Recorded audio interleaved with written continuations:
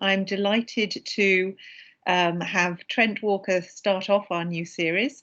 I first met Trent at a conference in Siem Reap in 2016, and he was really the star of the show, I have to say. And I put a photograph of him in the chat. There he is with the very lovely and very learned Kun Supiep, who was explaining to us, he's pointing to his head because he's explaining to us about traditional Cambodian meditation. And we sat there for hours with Trent doing the most amazing simultaneous translations of everything everybody was saying, not just Kun Supiep. And I think we were very lucky because sadly Kun Supiep died a few months ago. And so it was really a last opportunity for many of us to hear his great learning. And Trent also contributed his own very in-depth knowledge of Thai and Cambodian manuscript culture, and his knowledge about chanting. It was really wonderful. He was partway through his PhD at that point, which he did at Berkeley. And managed to give us all this time for this conference. He, since completing his PhD on Cambodian Buddhist manuscripts, and I put the link for this very informed PhD, very detailed, very lengthy work. I put the link for that in the chat as well. Since completing his PhD, he's had 2 postdoc fellowships. I think there was a little bit of a competition for him. He was so sought after during that period. And so he worked at Chulalongkorn with Peter Skilling and Artit, and is now a postdoctoral fellow with Paul Harrison at Stanford. Trent, I won't carry on, but it's really a delight to have access to your work. You've been doing so much translating materials and working through these materials and making them accessible in different ways. And I'm really looking forward to hearing what you have to tell us about today. Thank you so much, Kate, for that really too generous introduction, and for the warm welcome to this After the Rains series of talks. I feel really lucky to have a chance to share this, what is for me a very early morning, with all of you. So a good morning, a good afternoon, a good evening to all of you. And thank you also to Pipyo Jha, Angela Chu, and Olivia Porter for your organization and stewardship of the Transnational Network of Theravada Studies. And thanks all of you for taking the time to show up. My respectful greetings to all of you. And I'm especially looking forward to your questions and learning from the discussion that we'll be able to have together today. And I want to put in a special welcome to the people of the future. In other words, those who might be watching this later, though, of course, we can't see you. You'll be able to see us. And if I'm going too slow or too fast, you'll have the opportunity to speed me up or slow me down, etc. I'm really excited to have this chance to share about bilingual texts in the Theravada world, particularly those I call Pali-Vernacular bitexts. And at this juncture, let me open up the presentation.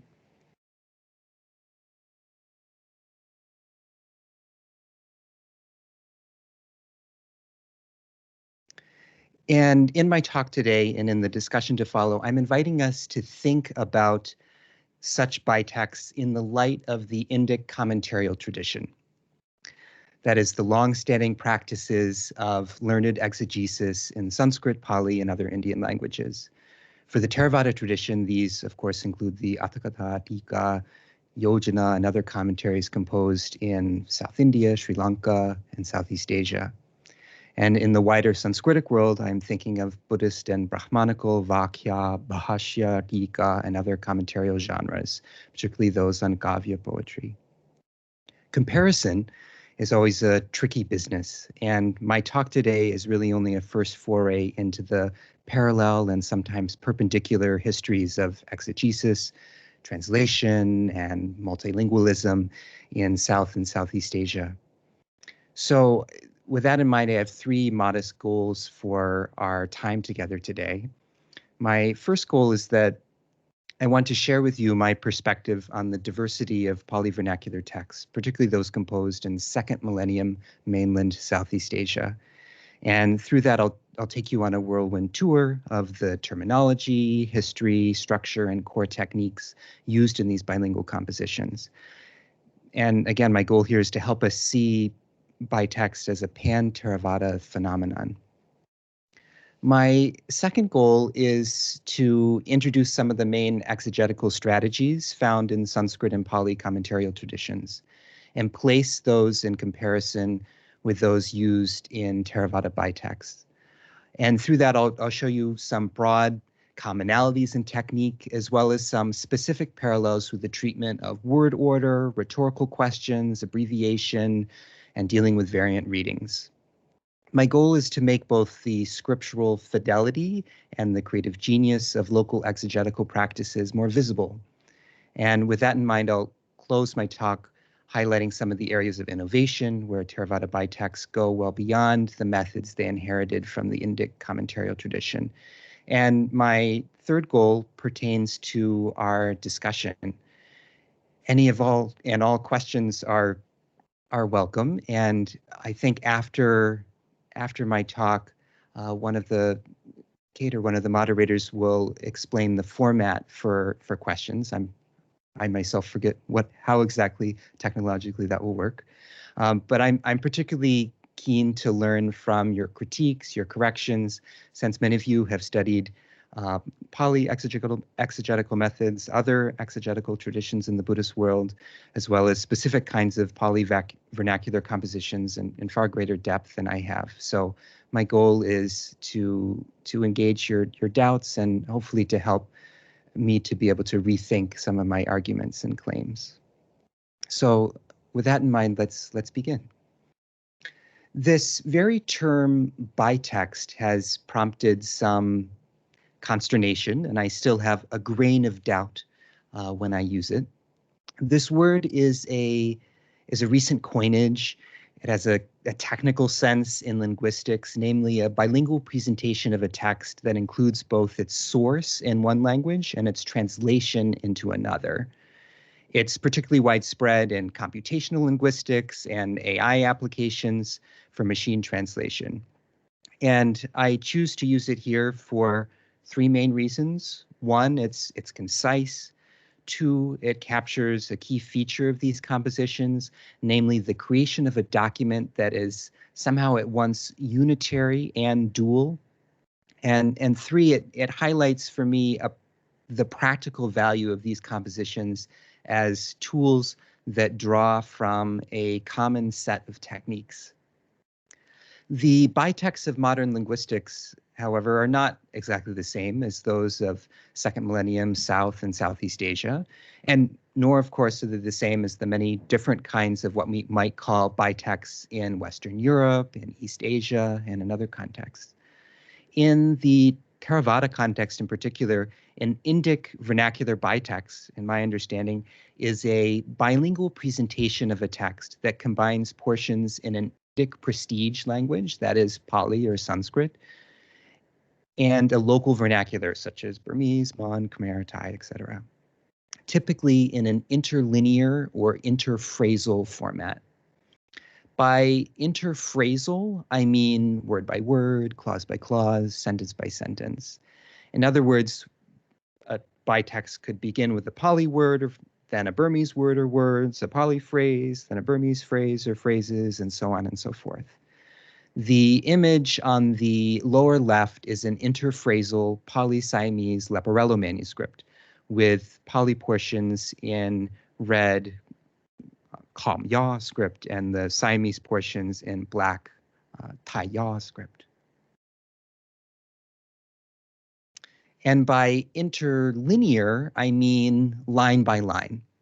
So this typically means that the Pali root text is inscribed in larger letters And then above or below each line, additional Pali and vernacular words are inked and inscribed. The image on the lower right of this slide, and I might be able to zoom in here briefly, is an interlinear Pali-Lao palm leaf manuscript with the root text here inscribed in darkened Khmer Mul script and the Pali and Lao annotation, such as here and here, etc., inked in green Tam script.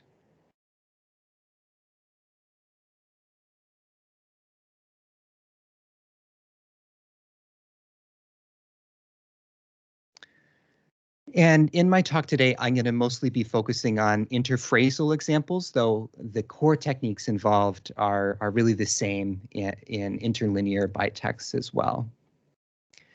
Should I take a moment here just to make sure that the slides are working, the sound is working, everything is cool?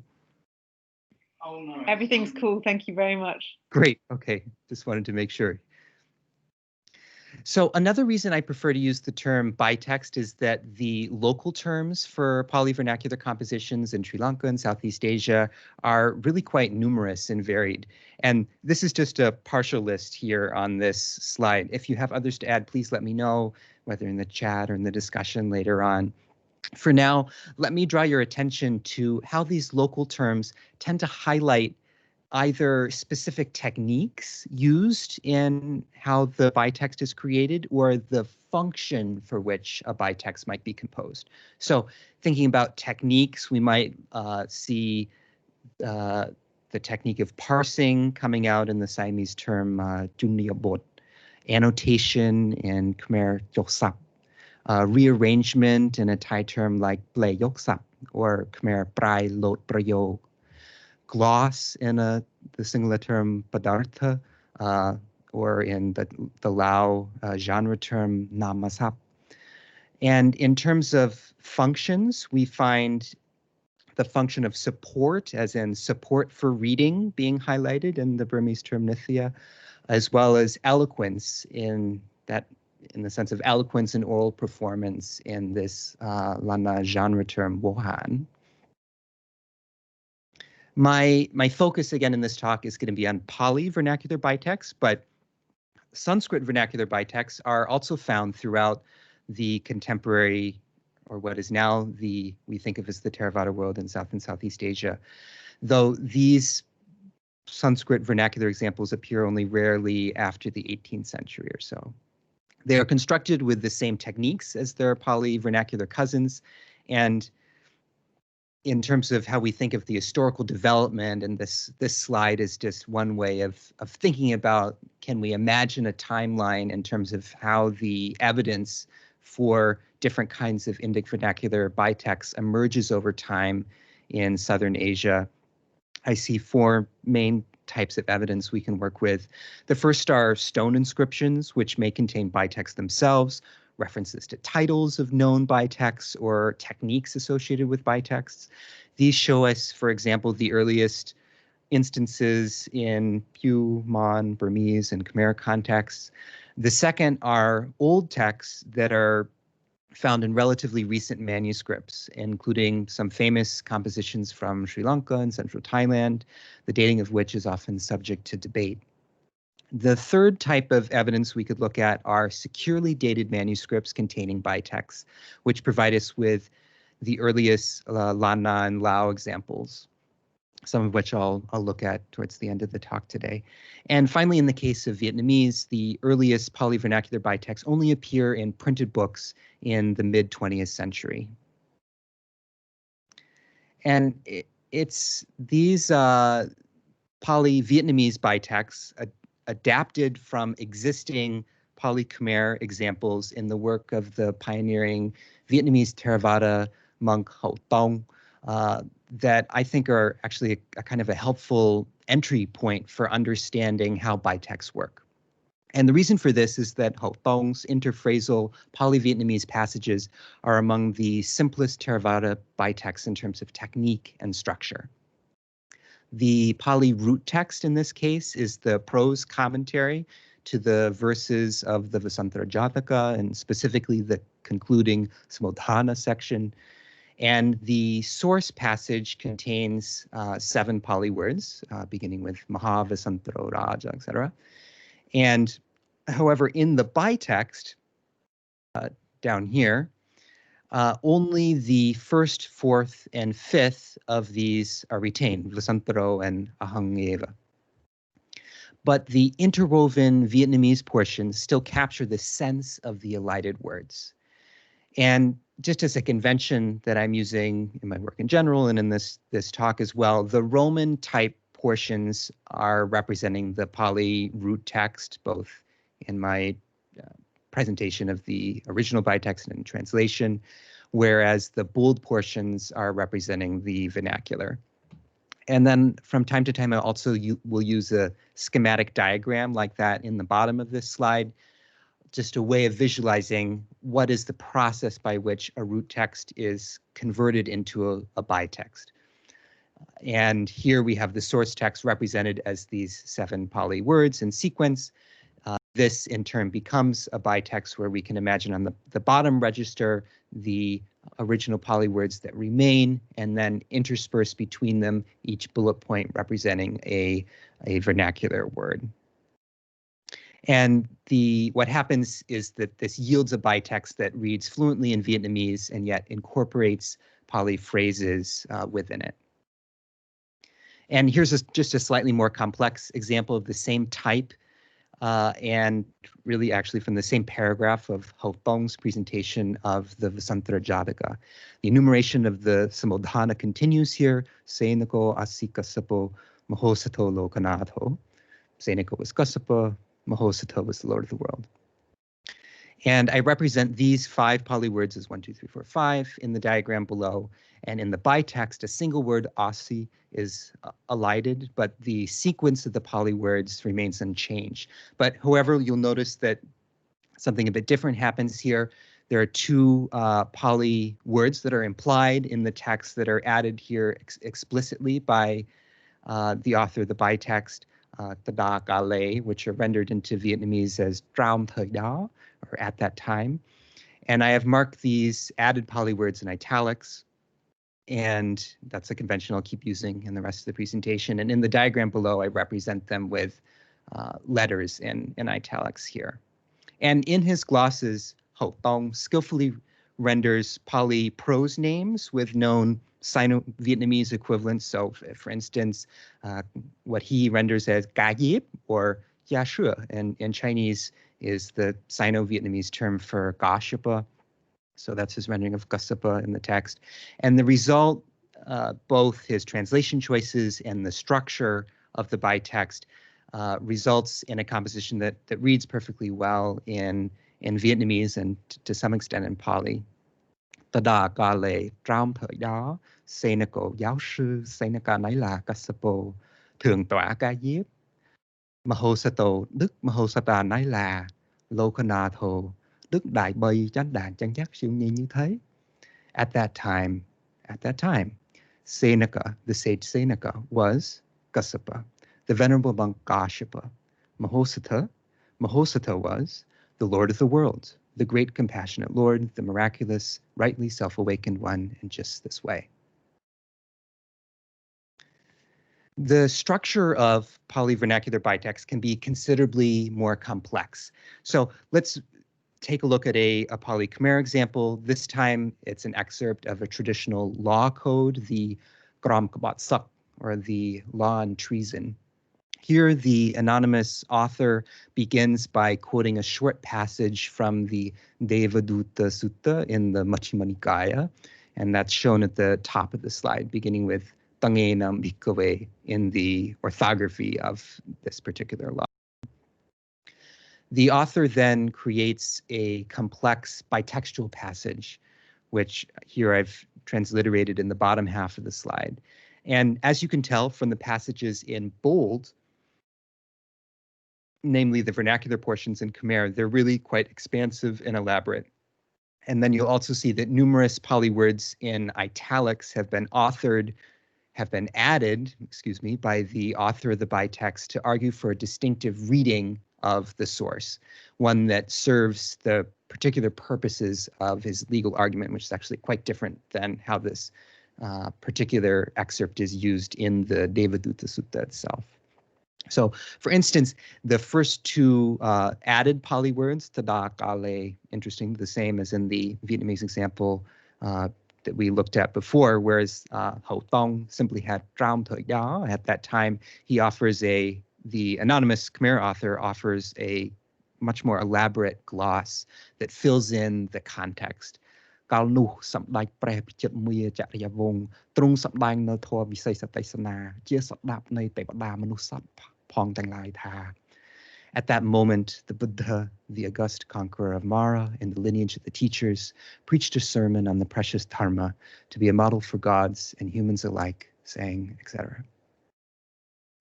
And in my translation of this passage shown here at the top half of the slide, the extent of these elaborations quickly becomes evident. So, for instance, the Pali word dosang here, this is added, it's not in the root text in this particular place. Punishment receives another long context-rich gloss. Punishment on all those beings, those who have done actions that were impure, wicked, and evil, and fell into a pit of suffering in the hells below. And you'll also see here these little abbreviations in small caps like this. So PL for plural, NOM for nominative, etc. This is just my system for translating the technical grammatical particles that are added by the author of the Bitexts.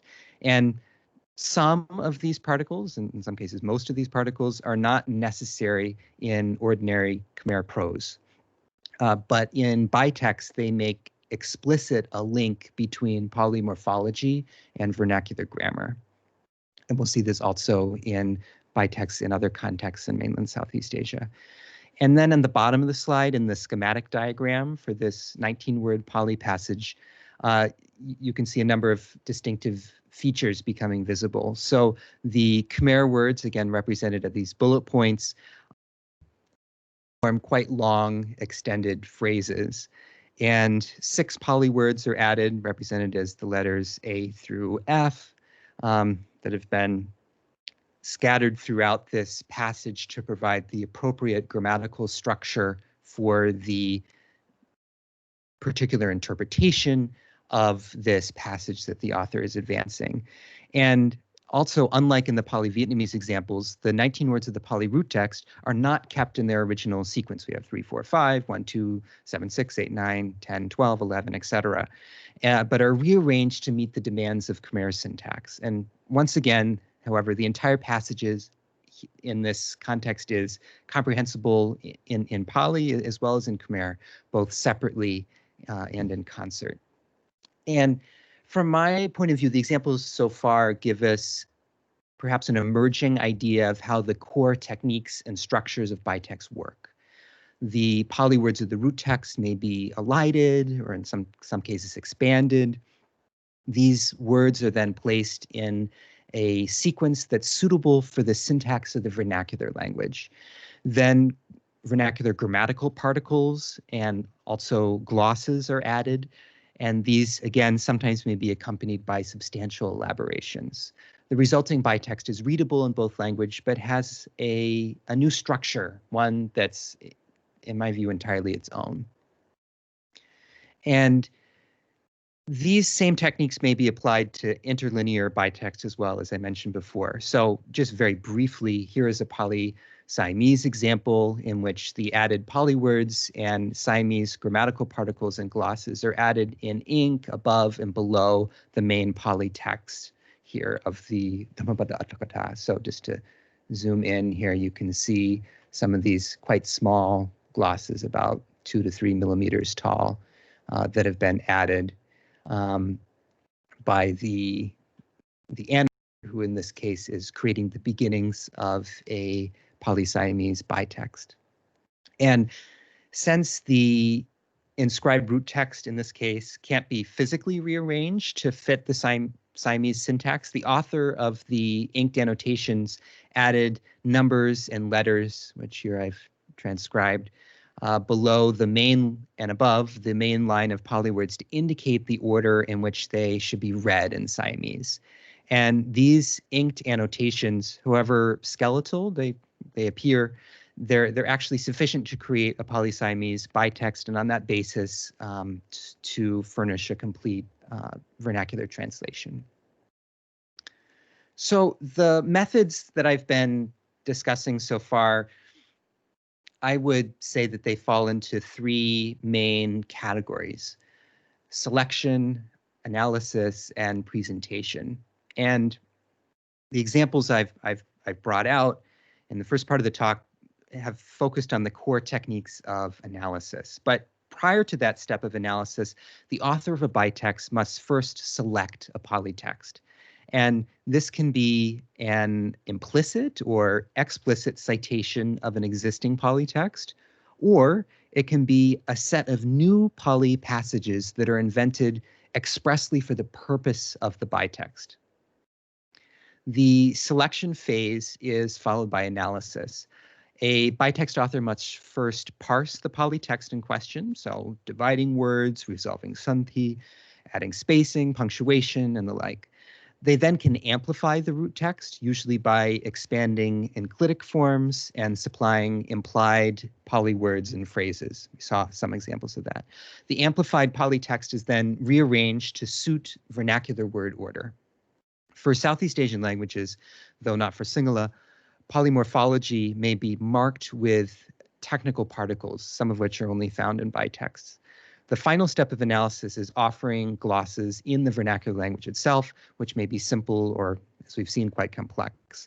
The entire process of analysis is not, in my view, about translating individual Pali words, but rather about creating two coherent and grammatically correct parallel sentences in Pali and in the chosen vernacular. That's maybe another reason why I prefer this term Bitext. The presentation phase that follows governs how authors of Bitexts shape the bilingual compositions they create to a particular audience. So going down this list, a philological presentation is one that's tailored particularly for students, traditionally in a monastic context, for the purposes of lexical and grammatical analysis. And in this case, the vernacular portions may be severely curtailed or only implied. Certainly that's something we see in many interlinear examples, and particularly when it's obvious to the skilled reader how a particular Pali passage should be understood. An exegetical presentation is related in that it's tailored to expert readers, not for those learning Pali, but particularly for doctrinal analysis, for being able to unpack layers of meaning within a given Pali text. And in this case, extensive systems of abbreviation may be used, and a wide variety of grammatical and other treatises may be cited to support particular arguments. On the other hand, a homiletic presentation is tailored to lay audiences for didactic and narrative sermons. And in these cases, the vernacular portions may be greatly elaborated, and the Pali, in fact, sharply reduced. And then finally, a poetic presentation could use one or more metrical forms within the vernacular portions, and that produces a Bitext that's in verse, entirely in verse, for aesthetic enjoyment. So before I get to discussing the kinds of parallels we see with the Indic Commentarial tradition, I just want to zoom in one more time on the specific techniques of analysis. And here I'll give one Pali-Siamese and one Pali-Shan example, both of the opening three words of the Mangala Sutta.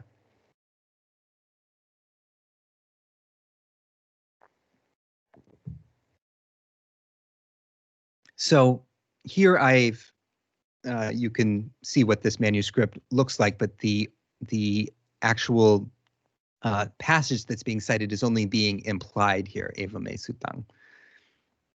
And the initial step is after it's been parsed into Evang me sutang, the passage is amplified into Evam egenakarena samukha sutang idang suttam mangala suttam. And then this amplified passage is annotated with Siamese grammatical particles, such as anwa for marking something in the nominative, nai for marking something in the locative, and nui for marking something with an instrumental case. And finally, complete Siamese glosses are added to complete the bytext. So idang sutang anwa sutni mangala sutang ชื่อว่ามังคลสูตร may อันฆ่าผู้ชื่อว่าอานนท์ etc. And this particular method is one way in which the techniques of bytext could be applied to the opening phrase Evang me sutang in the specific case of the Mangala Sutta. But those same bitextual techniques of analysis can be applied and we get a quite different result. And here is a Pali Shan example. This particular example is from Upanyabhoga, and in the early 1950s, he was working on a project to translate a Burmese Nithya version of the Tipitaka into Shan, and this particular version of the Mangala Sutta was published in 1956.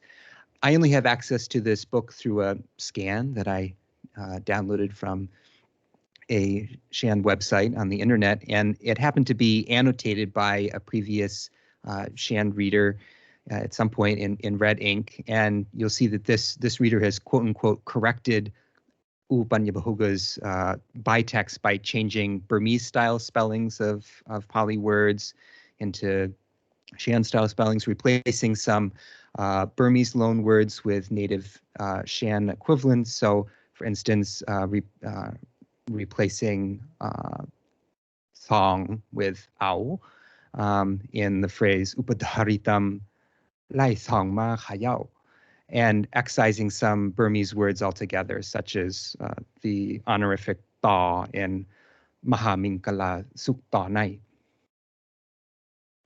And when we look more closely, though, sort of beyond what the later reader had inserted, we see the same techniques of amplifying the Pali root text, rearranging the word order, vernacular syntax, and these concise glosses that are being added, in this case in Shan. The resulting bytext, though, is quite different.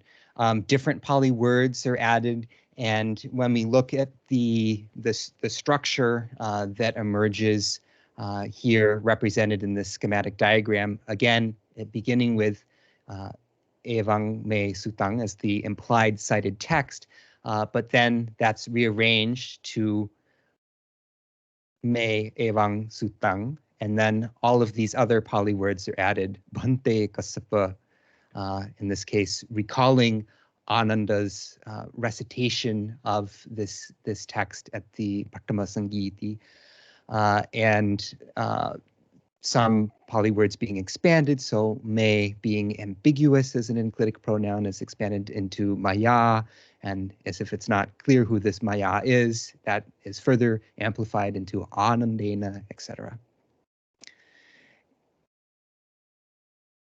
So for me, the way in which these analytical techniques can be applied to the same text but leaving a quite different result shows the flexibility in their implementation and the stunning range in variation that we therefore see in bytexts across South and Southeast Asia. So the analytic techniques that I've highlighted so far, including parsing, amplification, rearrangement, annotation, and gloss, and in some ways are strikingly similar to the exegetical techniques we see in Sanskrit and Pali commentarial traditions. And on this slide, I've just cited two short verses, one in Sanskrit from the Nyaya Kosha and the other in Pali from the Mukamattadipani, that illustrate the core techniques that are used in some Indic commentarial traditions. And some of these we can link quite readily with what's happening in Pali-Vernacular bytext. So on the bottom part of this slide, for instance, we can link this term padacheda with parsing, a term like padatta with gloss. Other terms are a little bit harder to link. So, for instance, the Pali term padavigaha is quite focused on the analysis of compounds. And in this sense, it's distinct from the kinds of grammatical annotation we see in Bitexts. But there's other aspects that are parallel in terms of the focus on case, tense, morphology, etc. And then for the terms Vakya Yojana or Sambandha, these two involve processes that we see in Pali-Vernacular Bitexts, namely syntactic rearrangement. And then finally, rhetorical questions and the refutation of the objections of the Purva-Pakshas is also a method that we see appearing in some Bitexts, particularly those in an exegetical presentation. And indeed, these classical Indic commentarial techniques are sometimes cited explicitly in Theravada Bitexts. So one such example is a Pali-Lao version of the Abhidhamma Sangaha, of which the oldest known manuscript of this Bitext dates to 1586 of the Common Era. And here the author of the Bitext makes clear that their Pali-Lao rendering of the Abhidhamma Sangaha is based on the sixfold system enumerated in the Mukhamatadipani. The author frames the entire bitextual enterprise as Padda Varnana, or in Pali, or Kaibot in Lao, with this sense of unpacking words, or namely opening and unfurling perhaps the words of the root text through parsing, gloss, rearrangement, analysis, and rhetorical questions and answers. So passages like these show us how authors of Theravada Bitexts, including in mainland Southeast Asia, were acutely aware of Indic commentarial norms and modeled their approaches to exegesis on them, sometimes in this case in quite explicit ways. And in the remainder of my talk, I'm just going to highlight two examples, one Pali-Lao, another Pali-Lana, of the bitextual application and transformation of Indic commentarial methods. Before I get there, though, I just want to make a slightly more in-depth discussion about word order here in Indic commentaries. And there are three general types of word order that are possible in Indic commentary. The first, which doesn't have any known technical term to my knowledge, is that the original word order is maintained in the commentary. And this is somewhat rare in Gavya commentaries, but it's quite standard in Pali commentaries, including those embedded into the canon and in much of the Arthakatha literature. Another way, though, to go about treating word order in an Indic commentary is rearranging all of the words in a particular passage into a single sentence, and then following standard prose order. This, of course, particularly applies when the passage being commented on is in verse. And this method is known in actually really quite late Sanskrit texts as Dandanvaya. That is following the order of a stick or a rod and producing an Anvyamukhi commentary. The goal in this case is to present the syntactic relationship, sambandha or yojana, between words as clearly as possible. And this method is quite prevalent in Gavya commentaries. It's also found in Pali commentaries, particularly with this phrase iti sambandho, which we see beginning with the work of Dhammapala, but it's perhaps most prevalent in the Arthayojana commentaries produced by the 15th century exegete Jnanakirti and Lana. The third method is something that also involves syntactic rearrangement, but in a somewhat peculiar way. In this case, the key words of the main sentence, that is the subject, the object, and the principal verb, are highlighted first. And then the syntactic relationship of subsidiary words to that main sentence are elicited only through the insertion of questions. And this method is known, again, in very late Sanskrit text as khandanvaya, or following the sequence of clumps or groups, and produces a Kthambhutini commentary. And by and large, this, at least to my knowledge, this method is not so often used in Pali commentaries prior to the second millennium, but it's by that point it's relatively common in Sanskrit Gavya exegesis. And as I will show next, certainly the Dandanvaya method, or one way of understanding that method, shows up in Pali-Vernacular Bitexts, but also occasionally this Khandanvaya method as well. So this is going back to the Pali Lao manuscript we were just looking at a few minutes ago, and from 1586 of the Common Era, and it's one of the oldest surviving Pali Lao bitexts on any subject.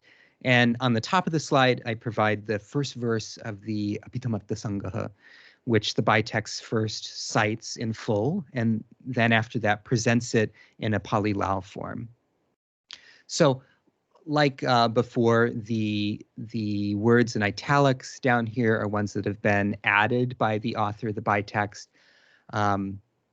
The root text itself here is in plain Roman text, and the vernacular glosses, in this case in Lao, are here in bold. So we see here also this Khandanvaya style being applied in partial form. So as I mentioned before, in this Khandanvaya style, one has to first begin with some kind of skeletal sentence. So here it takes the implied subject as the beginning, ahang, rendered in Lao as anwaku. And then this is followed by the first verb that appears, in this case, a gerund, apivadya, which is followed by a Pali gloss, api adarena vanditva, and then that Pali gloss is followed by a Lao gloss, kawai doi kaulop yam yang leo. And this, in turn, is followed by the object of the first verb, sama sambuddhang. So it's slightly different than, of course, the way we see the Khandanvaya method used in an Indic context, particularly in a commentary on a Sanskrit text, in that the word order is switched to subject, verb, object instead of subject, object, verb. But the principle is the same. And then we see this, also in what happens next. So Samasambuddhang is followed by a rather more extensive Lao gloss beginning with Nyang Pachao Ton Tatsahu Tham Lui Ton Eng. Then we have, in essence, this skeletal sentence being presented first. And this is then followed by the other key part of the Khandanvaya method, namely the asking of rhetorical questions that reveal or elicit the syntactic function of the remaining words in the sentence. So we have, just to go back to this slide, this first of these questions being added here, kung visiprakena gunena visesitabang, of whom which quality is distinctive, which here has the function of linking the adjective atulang to its referent, sama sambuddhang. And the process repeats for the following adjective, and with each question and response in Pali followed by a Lao gloss. So the structure that emerges from this question and answer style is thus considerably more complex than most bitexts, since it adopts aspects of this Gathambhutini or Khandanvaya approach, albeit mixed with some aspects of the more linear Dandanvaya approach as well. The schematic diagram here at the bottom of the slide makes some aspects of this intricate structure clear. So again, we have the root text being represented here by these 6 Pali words. They're, of course, rearranged in quite a significant way to match the Lao author of the Bitexts in their understanding of this text. And then all of these additional Pali words are added, particularly in the case of these rhetorical questions, and then also setting up a proper adverb for the initial gerund and filling in some aspects of the closing finite verb. And the result is what, to my mind, is an elaborate but purposeful and precise Bitext that displays perfect fidelity to the root text and its associated commentarial heritage. In addition to the 5-fold and 6-fold method of Indic commentary that we've seen being used explicitly in Bitext, as well as the adoption of these 2 kinds of word orders, the Dandanvaya and the Khandanvaya approaches to syntactic rearrangement, there are also a few other elements of Pali and Sanskrit commentaries that surface in Pali Bitext, so I'll discuss just a very few here. So most Indic commentaries use some form of abbreviation. This can take the Pratika style of abbreviation or Bayala method, etc. And Southeast Asian exegetical techniques in particular can feature quite radical modes of abbreviation, as we'll see shortly in a Pali Lana example. Some Indic commentaries are also selective in how they gloss, passing over words or phrases in the root text that are deemed too obvious, or actually in many cases too opaque, to comment on. Selective gloss in Bitext is something that also appears and is generally aimed at skilled readers, and in this case takes the form of, in some cases, grammatical annotation alone. So say, for instance, one could mark the Pali word sattha with a technical grammatical particle in the vernacular that notates it as a nominative singular, but not provide a vernacular gloss that says this means the teacher, the Buddha.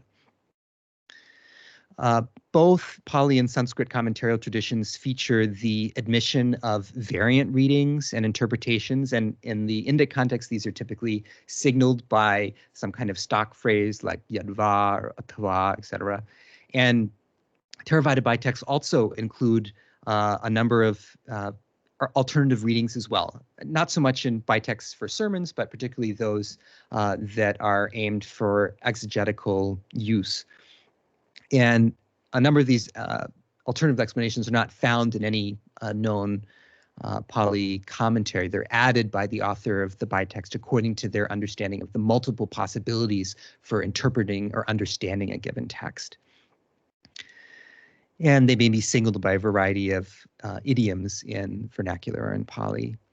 And finally, many second millennium Sanskrit and Pali commentaries, of course, engage in technical grammatical explanations, often with recourse to the to Panini's Ashtadhyayi or the Suttas of Katyayana or other treatises. And this is something that we see occasionally in Bitext as well.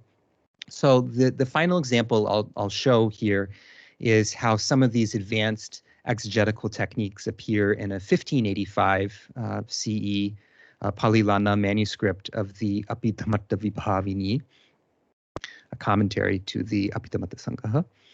And in the passage shown on this slide, the Pali sentence in question up here at the top is a Nirukti style definition of the term rupa. And the bitextual unpacking that follows is complex and incorporates a number of these advanced features that I've highlighted. So Pali words from the Abhidhamata Vibhavini are radically abbreviated in general in this Bitext. So for instance, here we have anang standing in for apachamanang, or in this case we have rupayahadaseti standing in for rupayati hadayankata bhavam pakaseti.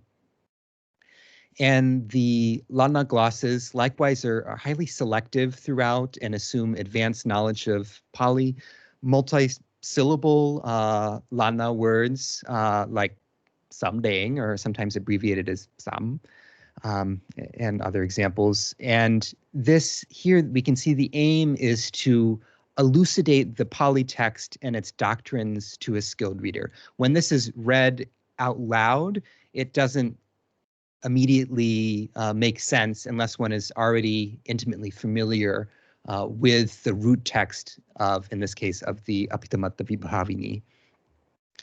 And another thing that's happening here, as you can see in these two paragraphs here in the translation, one where I've marked alternatively, another where I said this is another interpretation. Within this quite short sentence, even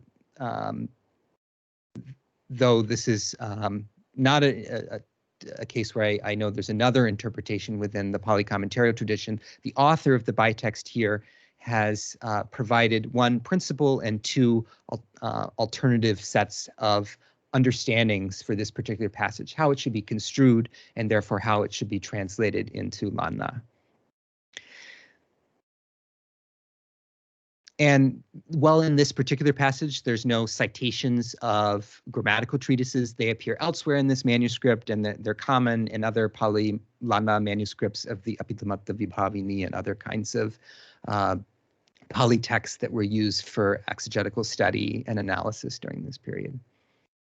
So by way of conclusion, and I apologize that I've gone over the general allotted time here, let me just add some final thoughts on the ways in which Indic vernacular bitexts move beyond the standards set by the Indic commentarial tradition.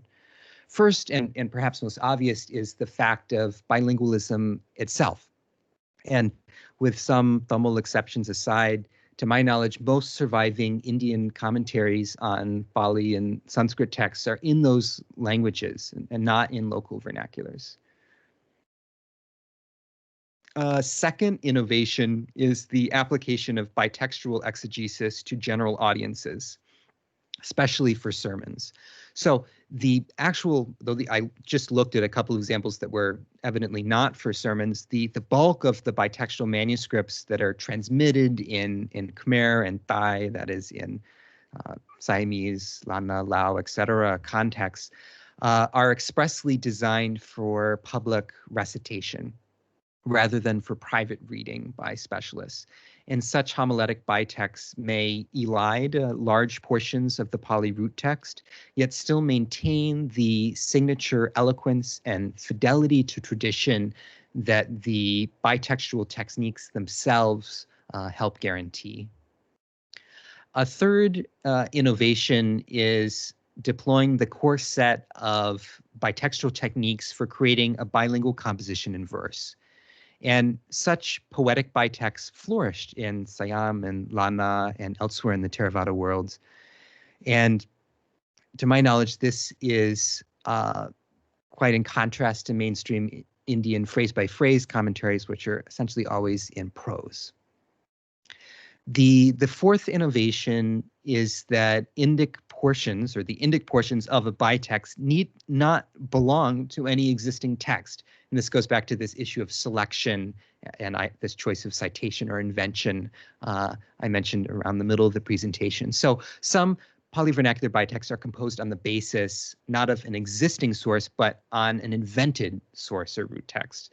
And then some bitexts even go beyond that, and we should perhaps best refer to them as vernacular-Pali bitexts rather than Pali-vernacular bitexts, in that the Indic portions are explicitly framed as a translation of the local language, reversing the normal directionality that we've seen in all the examples I've showed in this talk.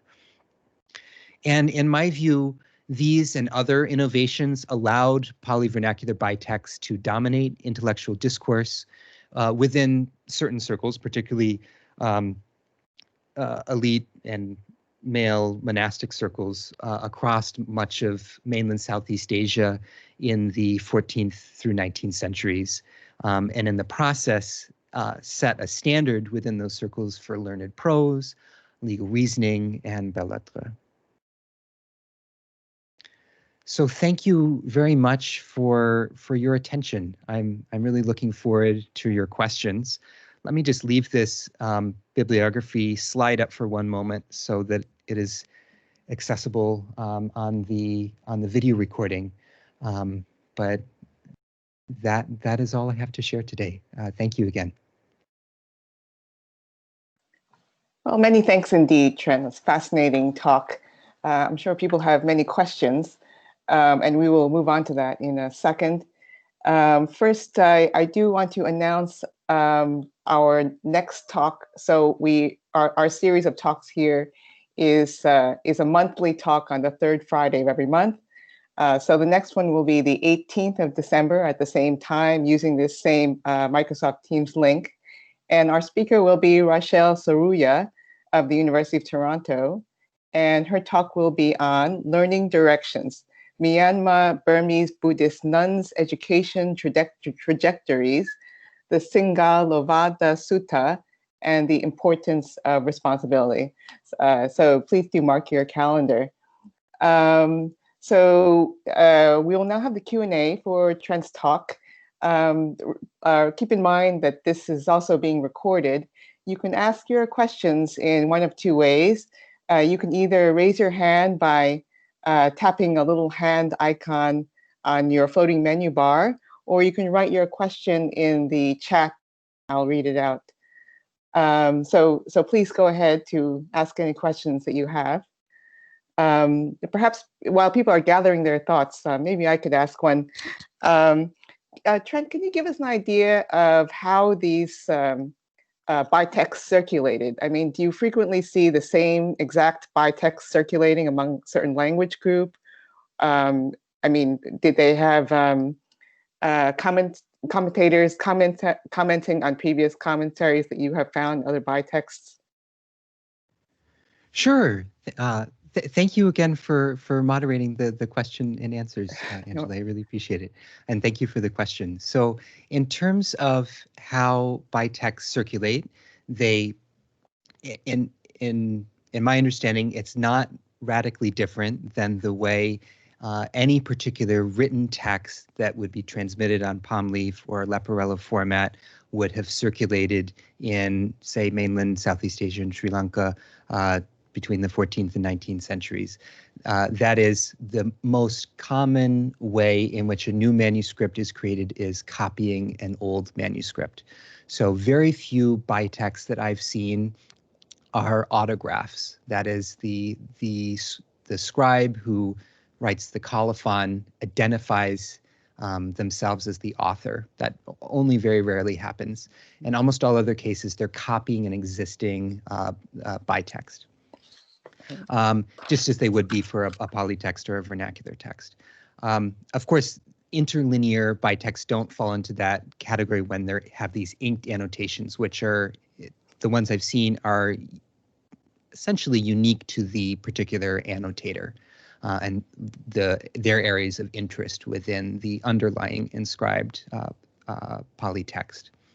So in terms of the relationship between bitexts within a particular language community or beyond those communities, we see them being the same bitext showing up in a lot of different places. So for instance, in the context of Cambodia, a particular bitextual version of the Vasantara Jataka will show up essentially in the same recension in Phnom Penh, in Kpong Cham, in Siem Reap, through this process of copying and sharing over time. Of course, we also find variant versions as well. And then another thing that happens beyond one particular language group is that bitexts are actually a really efficient method for making a translation between different Southeast Asian languages. So the very earliest Pali Lana example that I found explicitly in its colophon says that it's a translation of oral instructions in Burmese. But much more common is that bitexts are a translation of another written bitext. So there are many bitexts, for instance, in the Cambodian tradition that we can show as being direct translations done largely in the 18th and 19th century of Pali Siamese bitexts. Or we find parallels. For instance, there's a fascinating sermon text called the Cetana Bheda. This is a Pali-Vernacular Bitexts in a sermon format that's spread throughout the Khmer and Thai world. We find in Cambodia, in Laos, in Lan Na, in Thai Khun, in Thai Lu, etc. So again, I see the Bitext as something being a particularly efficient way for sharing these texts because it makes clear to a translator exactly how to understand the text in these two different languages. Thanks again for the question. Oh, fascinating, thank you. Now we have a question from Ashley. Ashley, would you please unmute yourself and ask your question? Hi, Trent. That was, can you hear me? Yes, I can. Trent, that was a fascinating talk. Thank you very much for that. I'm wondering about, your talk really was focused on the question of exegesis in a sense. You were looking at the grammatical analysis oriented towards semantic content, right? That was, at the same time, in your presentation of it, there was the wonderful oral dimension to it, the sound, the rhythm, that came out very well with your reading now and again of the multiple languages. And you also pointed to here and there, I think at the end, you talked about the readership as opposed to you didn't say perhaps the listening audience, but that the sermons were probably dominant in the usage of this, which is to say they are as much a translation from language to language as they are from the written to the spoken, or the written to the sung to the chanted, etc. I think in the beginning, one of your local words, I'm not sure what it was, a Lao kind of thing. It could have been Cambodian, but it was Vohan, right? The eloquent. It was emphasizing that as the designation of the process itself, right? So I wondered if you could speak a little bit more explicitly to that question of the place, the role, the importance of sound, of the oral, and in this whole work, all of this work that you're describing. Yeah. Thank you so much for your question, and thank you so much for coming, Ashley. I really appreciate it. And this oral dimension that you mentioned is, and you put it in such a beautiful way in terms of its importance for Bitexts. And you're right, I really didn't focus on that in this talk. And as I mentioned around the middle of the talk in terms of the different styles of presentation, a philological or exegetical presentation, which is really the minority of the texts that survive today, are not seemingly designated for eloquence in oral performance or for use in a kind of public reading or sermon. But the other ones, those that are poetic intent or simply a didactic or narrative sermon, absolutely have this intent of being read aloud. And for instance, almost all homiletic bitexts in the Khmer and Thai worlds, I have no idea if this holds true in a Burmese Mon or Sri Lankan context, but they begin with after the first citation of the root text, they begin with the term Sadho, good people, and then a translation of that into the vernacular language. So they are almost always explicitly addressing an audience of listeners. And something that several people have pointed out to me in Southeast Asia is that for people who didn't have access to, in the past, to formal education, to learn to read and write, could become quite literate in the sense of having a depth of knowledge about technical Buddhist language in Pali as well as in the vernacular from listening and attending closely to sermons. And it's the specific bitextual format that allows for this learning to be happening on two levels for the listener. On the Pali, which I think sometimes we can imagine that those who don't understand Pali don't get semantically or affectively what's happening in the Pali. But I would argue that this bitextual format really makes the Pali accessible for all, even those who haven't studied the grammar formally, by weaving it together into this context. And then on the aspect of eloquence, I really see bitexts as, again, setting a kind of standard for what constitutes good prose or speech style, including the use of these somewhat arcane technical markers for grammatical features, but also the use and citation of particular Pali words and phrases that bring out another layer or dimensionality to the text. Does that address the question you were getting at? Yes, certainly. Certainly, for our purposes here, I see there are many other questions, so I'll let you go. Thank you so much, Trent. Thank you. There's a question now from Anthony Scott in the chat. Can you see it, Trent, there? If you hit the chat. Yes. Okay. Yes. I'll read it out loud. Great. Thank you. Okay. Question. Channeling my inner Gustav Hauptmann, we often talk about how the prestige language affects the vernacular, especially those outside of the Indo-European language family, by adding grammatical markers, etc. These bitexts eventually influence the vernacular as a whole in realms not limited to religious settings. I wonder how much we were able to see the opposite situation unfolding in the second millennium, that the vernacular started to affect the prestige language as a whole in a kind of linguistic drift. One possible way for the prestige language to change is, as you said, change in the word order, which might have a larger impact on Pali over time.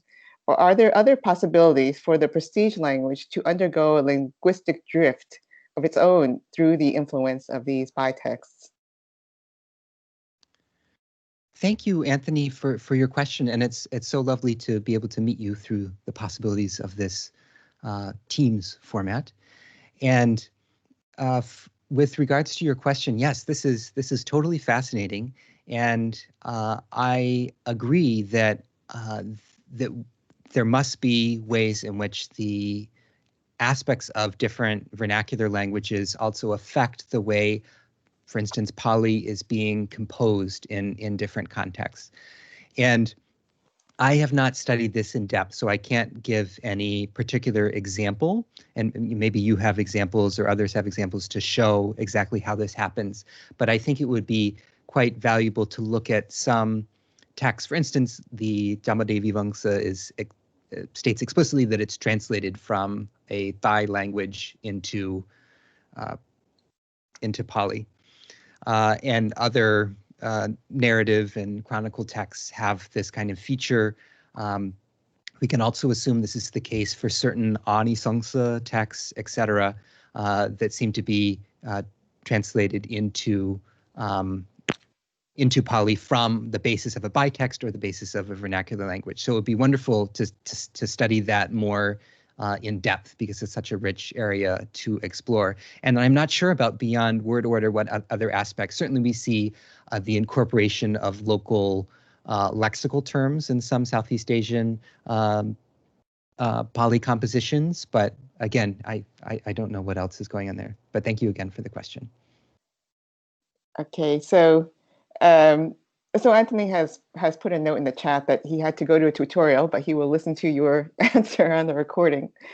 We have a question also from Kate Crosby. Kate, would you please unmute yourself?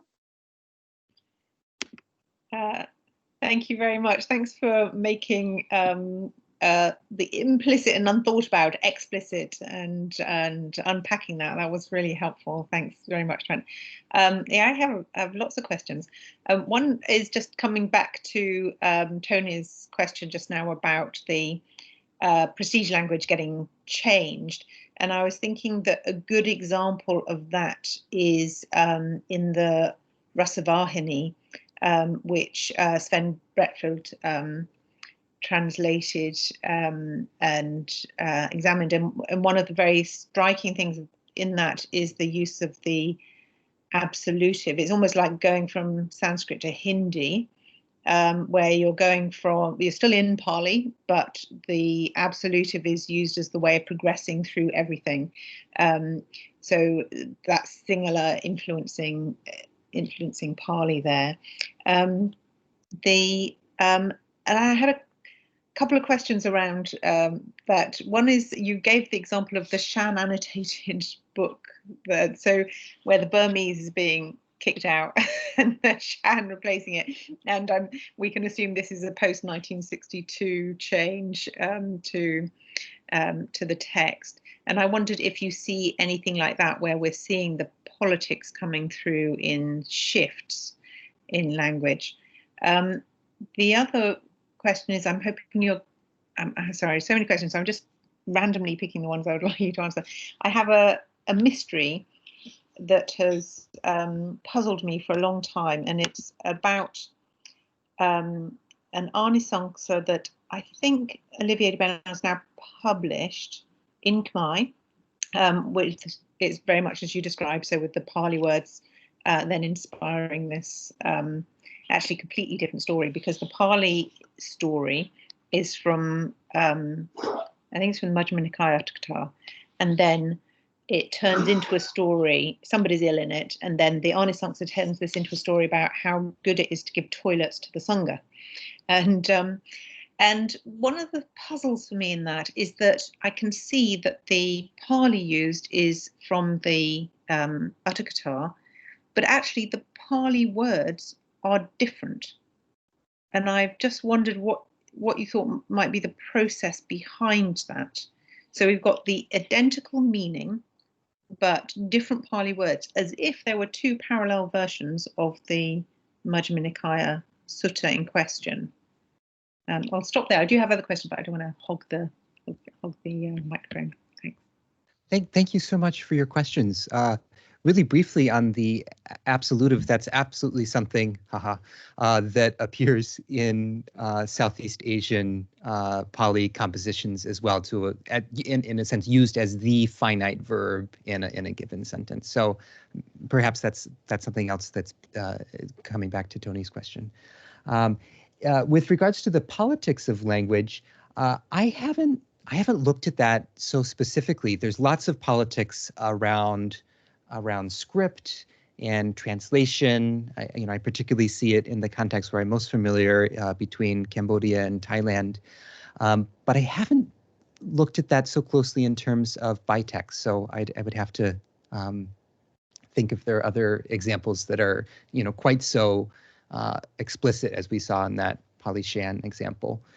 And then in terms of the Anisangsa texts you've mentioned, again, I haven't studied those in detail. The historical development of them is something of a mystery to me.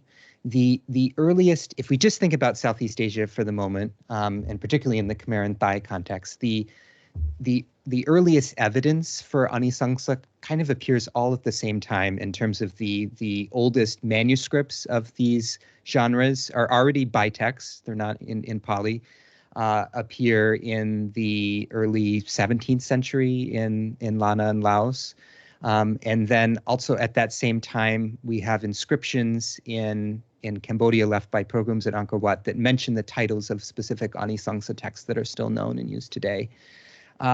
And there are, generally speaking, complete Pali versions of these, for instance, of the Dandagara Anisangsa, of the blessings accrued to those who sponsor the construction of an outhouse, as well as, for instance, a Pali Khmer version and a Pali Siamese version. And again, I don't, because particularly I haven't studied the manuscript tradition in the National Library in Bangkok. I don't know how far back those all Pali versions of the Anisangsa go. So because the earliest evidence seems to be bitextual, my assumption has always been that they were later complete Pali versions were made, rather than the other way around. But that's just on the basis of the evidence I've seen. And I don't know anything about why in particular the Pali might be different. It's something we see a little bit, though, in some bitexts, like the, for instance, the Mahachat Kamluang, this late 15th century Pali-Siamese version of the Vasantara Jataka. Some of the Pali in there doesn't match up with known editions of that text. There's some passages of Pali that have been inserted, etc. So again, I think there's still a lot to explore in terms of how Pali is treated and how it changes within bitexts. Thanks again for your questions. I hope that addressed some of them. Thank you, Trent. There's a couple of questions in the chat. Olivia says, thank you for your fascinating talk, Trent. Were the composers of these bitexts mainly monastic? Are there instances of lay practitioners composing and transmitting such texts? Yes. So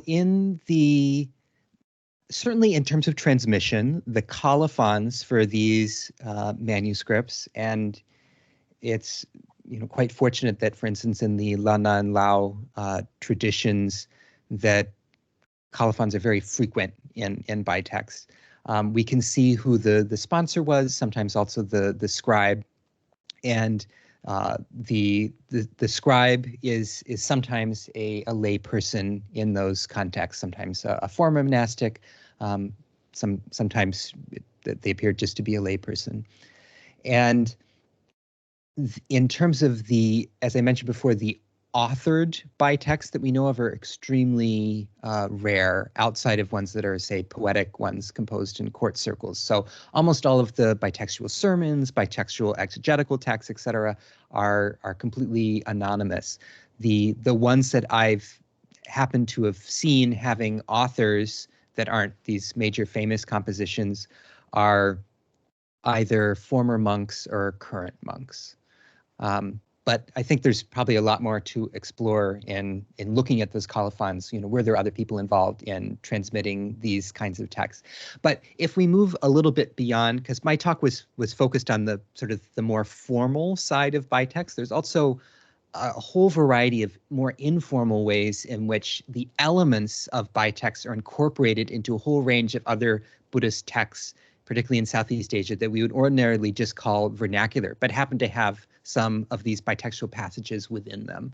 So in those contexts, which are the text may be composed by a greater range of people within a given society, I would expect to see a wider set of people being involved in composing them. Thank you again for your question. Thank you, Trent. There's also a question from Ashley in the chat. Following up on previous queries on bitext processes affecting the prestige language, should we not also consider if Pali is also the singular prestige language? That is, if the prestige, in quotes, status might not also be mobile in the intra-Southeast Asian context. Wow, I'm not sure I completely understand the question. I don't know if Ashley, if you're still there or able to clarify. Hi, I'm here. I'm here. Yes. Yeah, I'm just wondering. It sort of was hovering in my mind. Of course, in relationship to the Khmer-Thai relationship, where Khmer in many ways becomes the prestige language in certain contexts, not necessarily in the context that you're describing, which is interesting for me if you don't see that kind of shift, or at least that ambiguity at work in the bitext. So, and then it also popped into my mind in listening to Kate's query about the Burmese and the Shan and the political rejection at work, perhaps tangible in the linguistic choices that are being made. So yeah, does that explain a bit more what I'm thinking? Yeah, I think so. So let me know if my response connects with this, what you're asking.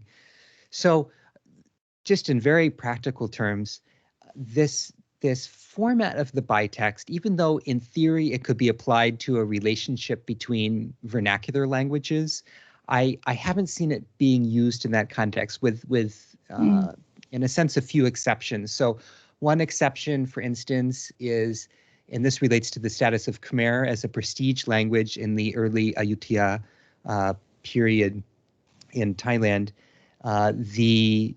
The old version of the elephant ritual texts that were composed in the early Ayutthaya period, if not before, that are in Khmer, but transmitted in Thai script. Some of the Leporello manuscripts of those texts contain Thai annotations above and below in a similar kind of style that we see, Pali, Siamese Bitexts, for instance. So there's a way in which Khmer in this context can stand in for the prestige language. On the other hand, though, when Siamese becomes a prestige language in some circles in Cambodia in the 18th and 19th centuries, however, I don't see that same kind of thing happening. That may be because it never had the status that Khmer had, which makes sense. Or it may be that there were other ways of negotiating that kind of cultural transmission. The other kind of text that I haven't looked into, but a few exist in Leporello manuscripts in Northeast Thailand, are trilingual glossaries that give Pali terms and then Thai and Khmer equivalents. And I presume these were used for some kind of language learning purpose. But that exact purpose isn't yet clear to me. But that sets the languages in a different kind of relationship of prestige. Again, does any of this get at the question you're asking?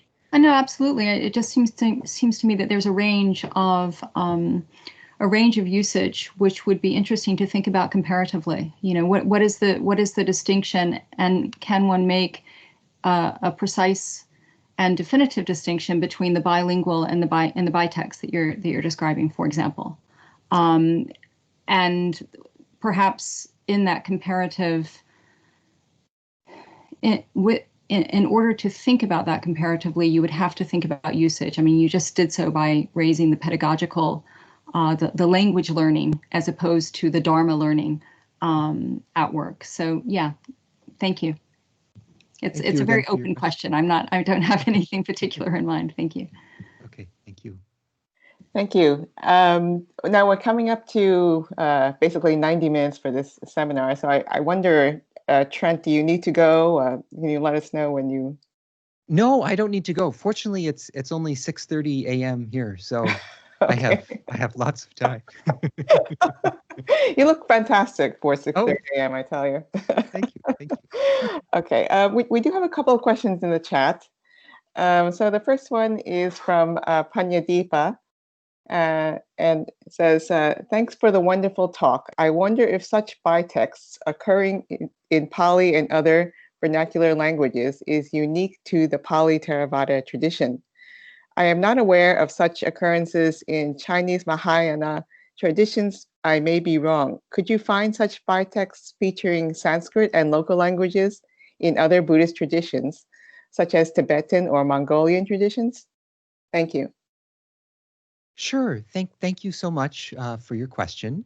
And I see that Eric Green just left the meeting, but this is actually something we've been discussing lately, the relationship between bitexts in Southeast Asia and some of the early translation practices in medieval China and the transmission of Prakrit and Sanskrit texts into Chinese.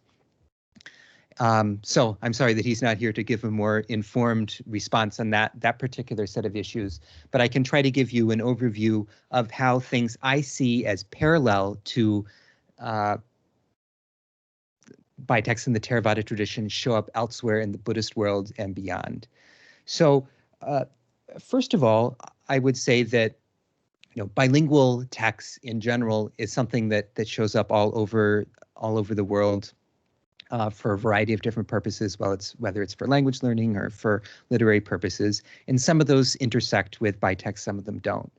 So in something that I haven't looked into much, but there are certainly bilingual Sanskrit Khotanese, Sanskrit Tocharian manuscripts. There are bilingual, or there are Nepalese manuscripts in Sanskrit with annotations in Tibetan. There are Sanskrit manuscripts that have the same kind of word order indications that we see in the interlinear Pali-Vernacular Bitexts in Southeast Asia. So there are all these different kinds of parallels. The two parallels I think are really interesting to think about, however, in this context. One is in medieval Western Europe in particular, like 8th to 12th century, something like that, when Latin was used here as a language of study and liturgy. In some Latin language Bibles and psalm books, we see small annotations and glosses in Old English, in Old Irish, Old Frisian, other Old Germanic, Scandinavian languages, etc. And this is in many ways quite parallel to the kinds of processes happening in Bitexts, though historically, of course, completely unrelated.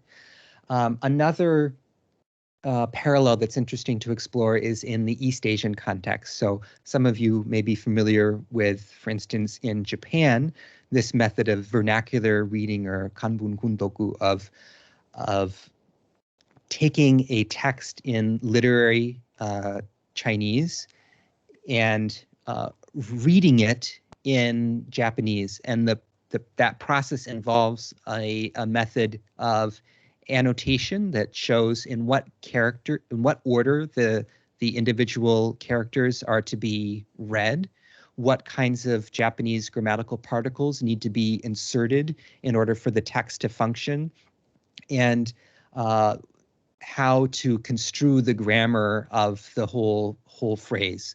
And it, like in the Southeast Asian interlinear context, we have two texts existing at the same time. We have the original Chinese text, could be composed by a Japanese author, but in literary Chinese, and then its transformation into Japanese in this particular very rule-bound and governed way. Some similar set of techniques exist in Korea, and there are some parallels in Vietnam, all for reading classical Chinese texts. And then the issue that Eric Green, if he was here, would be able to discuss about is in terms of the way in which some early Chinese translations of Buddhist texts were produced. It seems that there may have been a kind of intermediary process in which the word order of the original Sanskrit was preserved before it was changed around to produce a fluent Chinese translation. And he's identified some very interesting commentaries that can show this kind of intermediary stage in the translation process. And this we also see certainly in the work of the late Stefano Zacchetti and Jan Nattier as well. I hope that addresses your question. Thank you, Trent. It's really a massive topic. Anyway, there's one more question in the chat, which I'll read. Thank you for the very interesting overview. How would you characterize, or what would you make of the, in quotes, alternative vernacular readings, understandings of Pali not found in any extant Pali source texts that I think you mentioned? Yeah, to me, this is a fascinating aspect, and there are certainly some alternative readings that do show up in other Pali source texts, but some that I haven't been able to trace.